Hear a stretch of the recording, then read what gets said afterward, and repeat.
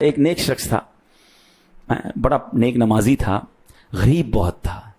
نماز عشاء فارغ ہو کر جب گھر پہ آیا تو پتہ چلا بچے سو گئے ہیں. اپنی زوجہ سے پوچھا کہ بچوں نے نماز پڑھ لی ہے؟ تو کہا بچوں کو کھانے کو کچھ تھا ہی نہیں, رو رہے تھے, میں نے بہلا پھسلا کے بھوکا ہی سلا دیا ہے. کہ نماز تو پڑھانی چاہیے تھی. کہ نماز پڑھاتی تو اور روتے, بھوکے تھے. میں نے کہا کم از کم کھانا گھر میں نہیں ہے تو بھوکے سو جائیں. کہ نہیں, اٹھاؤ انہیں نماز پڑھانی ہے.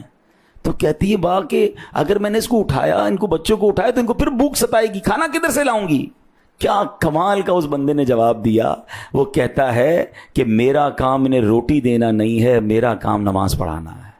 میرا کام میں کروں گا, جس کا کام رزق دینا ہے وہ اس کا کام ہے. ان کو اٹھاؤ, ان کو نماز پڑھاؤ. مجھ پر ذمہ داری ہے کہ میں بچوں کو نماز پڑھاؤں.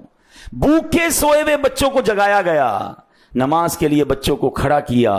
ابھی سلام نہیں پھیرا تھا, دروازے پر دستک ہوتی ہے, ایک شخص باہر کھانے کی ٹرے لے کر کھڑا ہوا ہے کہ آپ کے لیے کھانا بھیجا گیا ہے. بچے نماز کے بعد پیٹ بھر کر کھاتے ہیں. کاش یہ بات سمجھ آ جائے. رزق کا وعدہ رب کا ہے, مغفرت کی کوشش میں نے کرنی ہے, نماز میں نے پڑھنی ہے, اپنے بچوں کو پڑھانی ہے.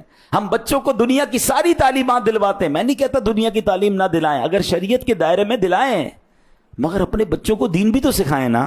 ہم صرف دنیا میں اپنے بچوں کو پیسے کمانے کا طریقہ بتاتے ہیں. بھئی پیسے کمانا کا سکھاؤ گے, سخاوت کون سکھائے گا؟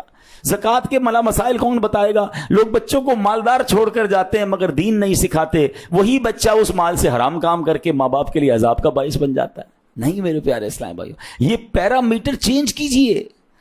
مجھ پر اور آپ پر بھی جو ہماری ذمہ داری ہے کہ ہم نے اللہ کو راضی کرنے کی کوشش کرنی ہے. رزق کا رب نے وعدہ کیا ہے, وہ ڈھونڈ کر پہنچے گا. اور بالکل ایسے ہی آپ نے دیکھا کہ بندہ کہتا ہے میں نے اللہ سے جو وعدہ کیا ہے مجھے وہ وعدہ نبھانا ہے. نماز پڑھانا میری ذمہ داری ہے, کھانا کھلانا میری ذمہ داری نہیں, وہ اللہ نے ذمہ لیا ہے.